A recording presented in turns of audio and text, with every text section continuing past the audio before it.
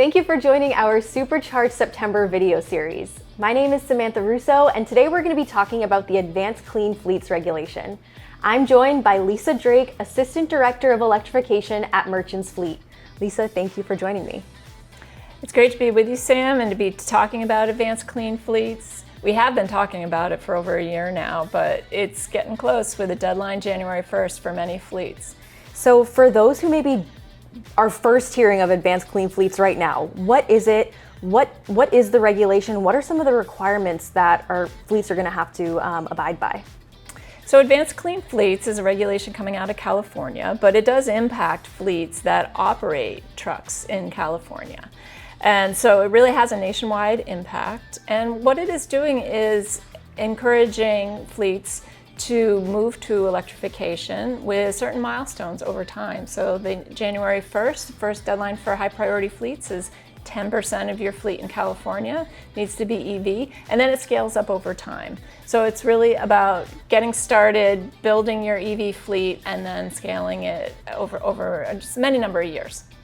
And what are some of the available resources for businesses, fleet managers that are either being affected by this now in the short term or see this coming down the line for them? Well, there are a lot of resources out there, and I think first and foremost you have to have a trusted partner because there's so many new things, there's so many things to learn, there's so many partners that you're going to need and new services. So having a trusted partner that can bring those to you is really key. Another thing to look at is incentives, because there are a lot of programs out there that financially support fleets who are moving to electrification. So whether those are incentives on electric vehicles or incentives for charging infrastructure to support those vehicles, there is a lot of money out there. At Merchants, we have a dedicated team to research and help obtain those resources of rebates, grants, incentives. And it's important to act now on that front because right now there's a lot of programs incentivizing fleets to move. Whereas as we move into a regulatory framework where fleets are required to move, those incentives are going to start to go away. And we've already seen that with the HVIP incentives in California actually decreasing over time or being harder to obtain. And so acting now is really in a fleet's best interest to make the most of some of those incentives that are out there.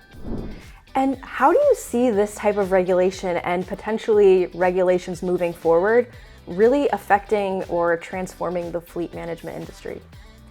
Well, this is just the beginning, that not only are we in the beginning of a longer timeline of California's requirements, but there's also many other states that are watching California and are looking at what's the right regulation for their states as well. So we expect more states to have something similar as time goes on. And so whereas now many nationwide fleets have operations in California, even if you don't, these are coming your way, likely through other states. And so what are some of the strategies that Merchants Fleet has in place to help businesses that are going to be affected by this regulation? Right, well, we have been working since 2000 to build out our electrification program here at Merchants and to be ready to be a full service partner on electrification and electric vehicles, just the way we are with internal combustion engine vehicles. And so, that looks like a lot of different things that are new to fleet managers. So we need to have charging solutions. We need to have a new variety, a new set of vehicles that need to meet this regulation. And whereas there's been a lot of passenger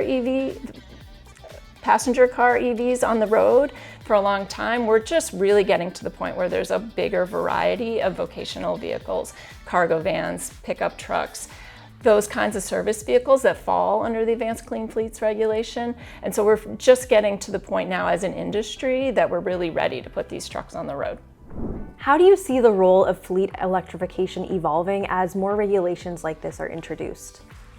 Well, I think this is going to become more the norm for fleets. I think many fleets, this is still pretty novel and new, and they're learning, and we're supporting them through that.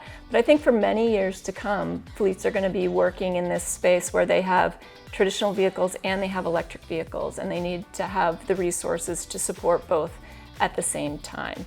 And so this is still fairly early days in where we're going to go and where we're going to see the industry go with electrification.